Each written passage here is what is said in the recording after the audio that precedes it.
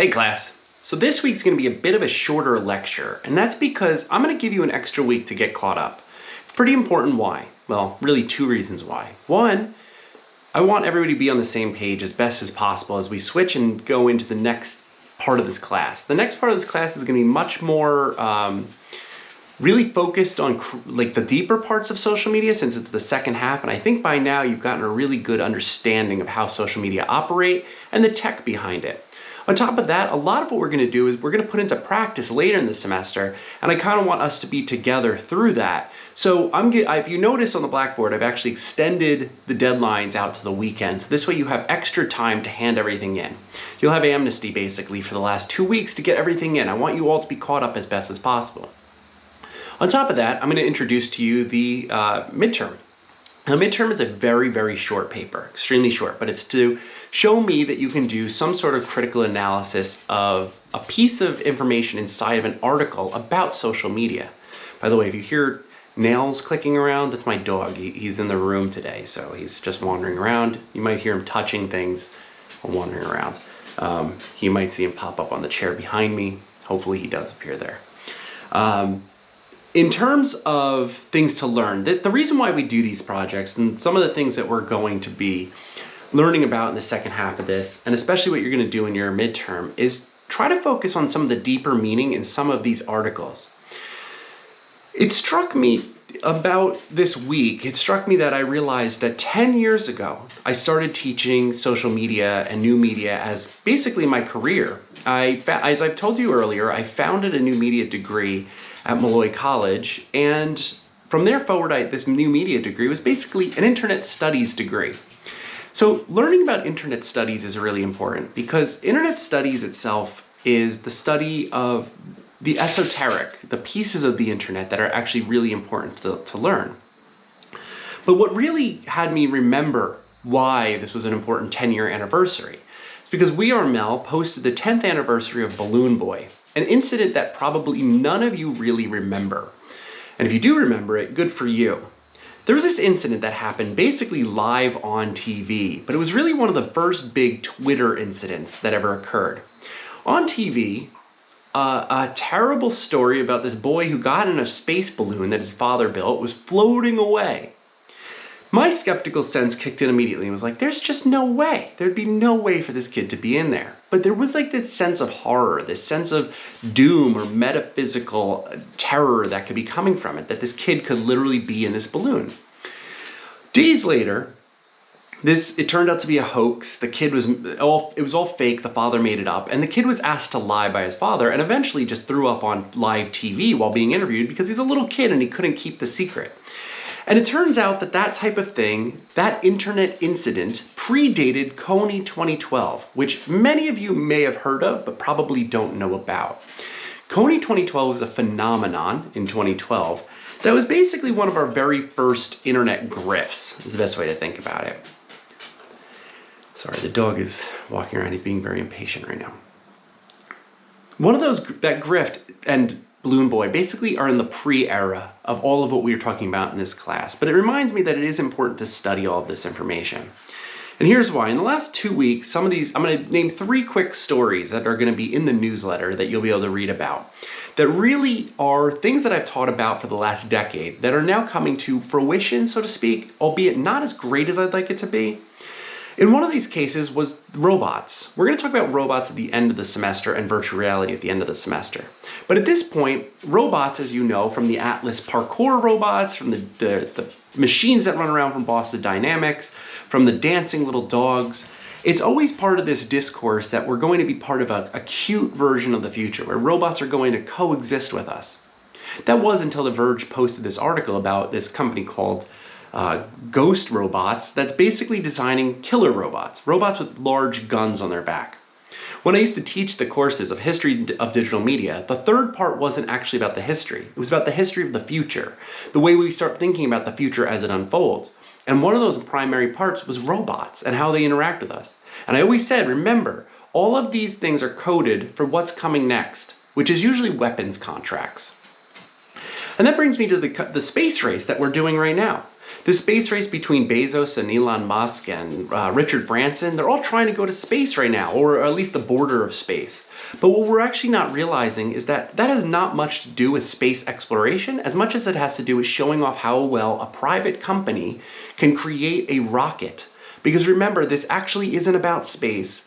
It's about weapons contracts. And those are the things that we don't really look at because we're wowed by this magnificence and the spectacle that comes with all of it. But being good at internet studies and being good at critical social media is actually being very skeptical about this and being good at media literacy, looking through that type of topic. The other thing that was really funny to me this week, which will be in the Substack, is the governor of Missouri wants to prosecute a journalist because of that he hacked a website to get hundreds, if not thousands, of social security numbers. However, this has nothing really to do with that. It has to do with the fact that whoever built the Missouri website left all the social security numbers in the source code. If you don't know how to use source code by now, I'm just going to tell you how. You do this crazy thing called right click, and then you go to view page source, and it shows you the HTML and CSS code. HTML stands for Hypertext Markup Language, which is translated by a Hypertext Transfer Protocol, an HTTP. The visuals of a page and the layout usually come from CSS, known as Cascading Style Sheets. And usually anything that moves or dances, it comes from a language called jQuery. All these coded languages work together to present a website to you. A browser is simply a translator of code into your space. But whenever you go to a website, it actually downloads the entirety of the website to your computer. It actually makes it offline temporarily so that you can have it. It transfers, through a protocol, the website to your station. When you right-click on that, you get to see the code as it was delivered to you from the server. That part of a website, the source code, is as public as the page itself. Many people who use speaking readers or readers for the internet, it reads the source code, the spaces between the brackets of P, the bracket P for paragraph, it reads that to a user. This way it's not reading the HTML across the page. This is also why alt text is really important, to explain to somebody that if they're using a hearing reader so they could hear the pictures, because pictures make no sound on the internet. And if you add alt text to it, it's there. But that also reminds us that all of the web is public. It is public space. We're not talking about social media, we're talking about the public space of the web. So to store tens of thousands of social security numbers is a mistake made by the government. The right click made by the journalist is just to tell the government, hey, just so you know, your public data is all out there. Now, if you have no internet literacy or you have no ability to understand the web, you're going to think that person is a hacker. They are not a hacker. They are somebody who basically knew how to use the right click. And so I think it's important that we understand that. And lastly, I think one of the last things we're going to talk about in a few weeks is about NFTs. And we're going to talk about NFTs in terms of what they are. We're not there yet, but it is coming to light that NFTs may be some part of a money laundering scam. And when we talk about cryptocurrencies and NFTs later, you're going to see and understand why that is our current hype, our current bubble, our current thing that we want to invest in, but it really has no intrinsic value. But we understand this because we're really good at reading social media critically, trying to understand things between the lines. So your midterm has two parts. The first part is a pitch. It's really simple. You have to pitch to me an article that you want to analyze. You can find any article anywhere about social media or some sort of social media adjacent material, things that intersect with some of the social media technologies that may be coming out, things that may be web tech, web information. There's a lot of articles, possibly tens of thousands of them. What you're going to do is find an article that you want to analyze. Your midterm is an article analysis. And you're going to find an article and you're going to do an analysis on what's between the lines, reading between the lines of what goes on in this article. So the article is about the boosterism, or the treatment of an object in a positive manner. You have to read between the lines and say, does this piece of material, is it supported by an ad? Is the author compromised by kickbacks? Is the article itself just something that is supposed to trick you into investing in something? These are ways that we look at social media critically. Another way of looking at it is telling us that some things that we may not know. Articles have word count limits. We can't read everything in an article. Context and meaning is actually somewhat of a luxury to some people. That is a bad sign. Well, we have to understand that context and meaning, the deeper structures of articles, is sometimes something that we can't even get freely. We actually have to seek out and get more information from. Your job is to gain that extra meaning and context. So if an article feels incomplete or we should know more about it, you're going to add some color and meaning and context to that information. But first, all you have to do for homework for your midterm first part is to post an article that you want to analyze. After I approve your article, which simply means that I respond and I grade it, it will unlock the midterm. And you have 2 weeks to do the midterm.